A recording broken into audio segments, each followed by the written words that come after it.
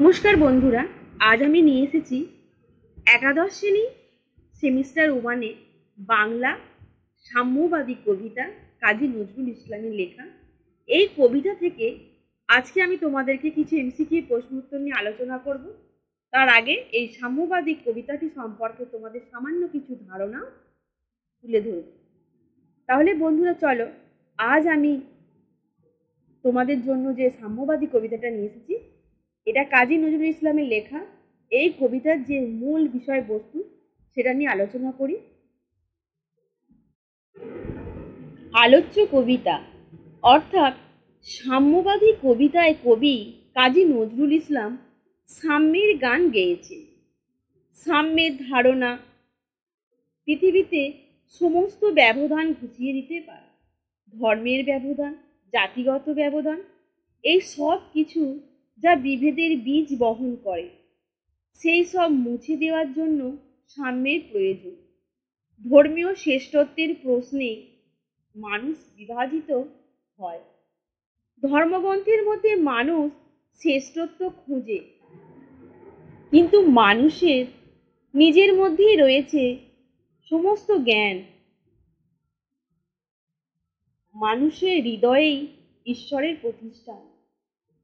এই হৃদয়েই বিরাজ করে সমস্ত তীর্থক্ষেত্র এবং ধর্মীয় প্রতিষ্ঠান। নিজের মধ্যে মানুষ যে শুদ্ধ সত্তা, তার সন্ধান পেলেই ঈশ্বরের সন্ধান পাওয়া যায়, সত্য স্বরূপকে খুঁজে পাওয়া যায়। হৃদয় যদি পবিত্র থাকে, হিংসা বিদ্বেষহীন থাকে, সেখানে যদি অন্যের জন্য সহমর্মিতা থাকে, তাহলেই তা হবে ঈশ্বরের প্রকৃত আবাসস্থল, যা সমস্ত মন্দিরের থেকেও শ্রেষ্ঠ।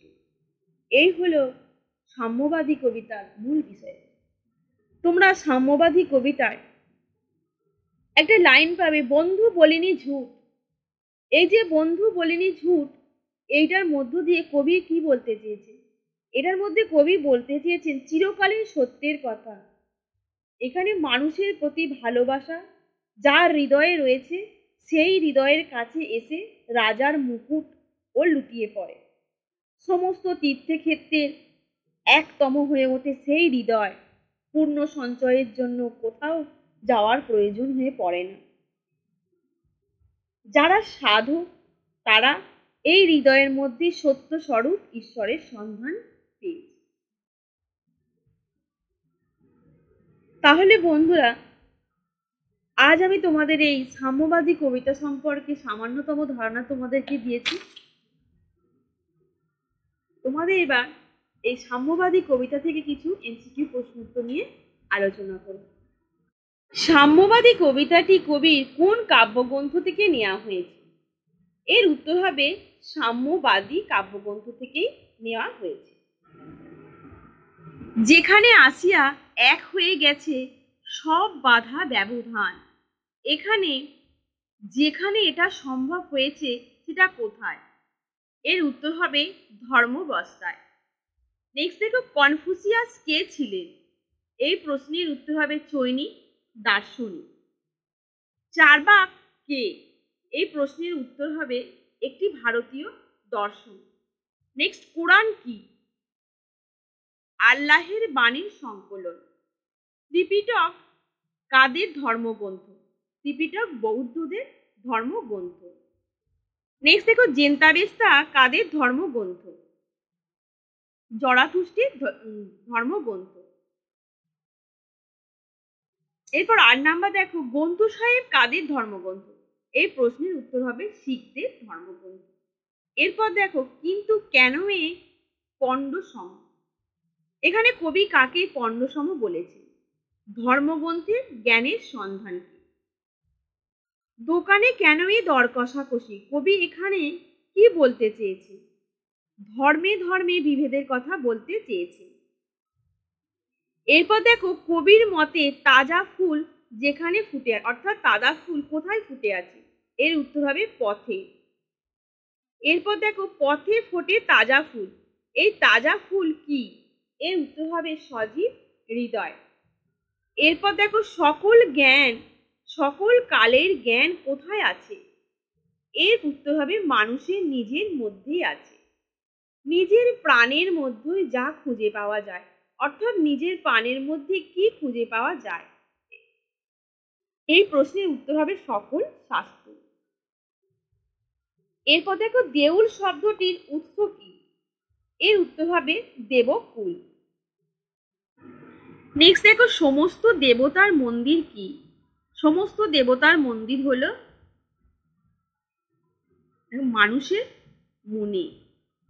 এরপর দেখো আচ্ছা, মৃত পুঁতি কঙ্কালে যা খোঁজা উচিত নয় বলে কবি মনে করেছেন সেটি হলো দেবতা ও ঠাকুর।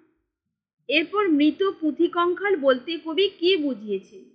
এখানে হলো পুঁথি জ্ঞানের অসারতাকে বুঝিয়েছে। মানুষের হৃদয়কে কবি কি বলেছে? অমৃত রূপ।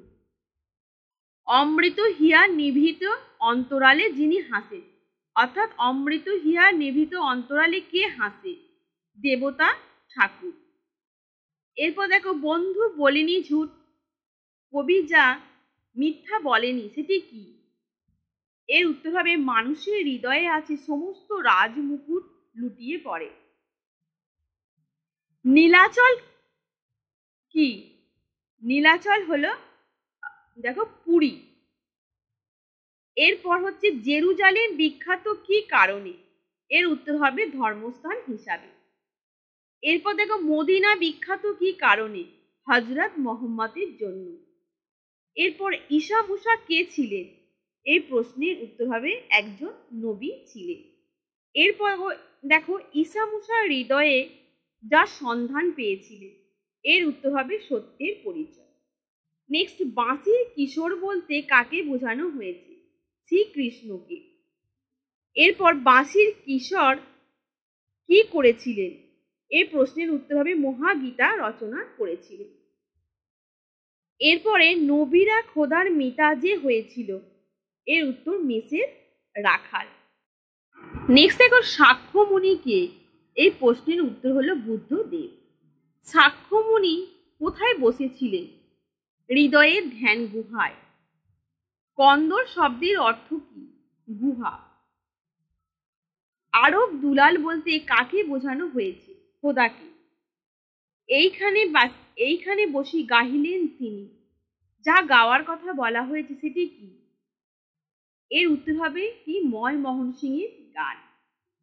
নেক্সট কোরআনের গান কবির কাছে, উত্তর হবে সাম্যের গান। সব থেকে বড় মন্দির কাবার নাম কি? হৃদয়। তাহলে বন্ধুরা আজ আমি তোমাদের সাম্যবাদী কবিতাটা সম্পর্কে সামান্যতম ধারণা ও এতে কিছু এমসিকিউ প্রশ্ন উত্তর নিয়ে আলোচনা করলাম। আশা করছি তোমাদের ফার্স্ট সেমিস্টার পরীক্ষার ক্ষেত্রে কাজে লাগবে। আজকে এই পর্যন্তই, আবার তোমাদের সাথে দেখা হবে পরবর্তী বিষয় নিয়ে। এ প্রসঙ্গে বলে রাখি, যদি অন্য কোনো সাবজেক্টের কোনো প্রশ্ন উত্তর জানার থাকে আমাকে অবশ্যই কমেন্ট বক্সে কমেন্ট করে জানিও। ধন্যবাদ।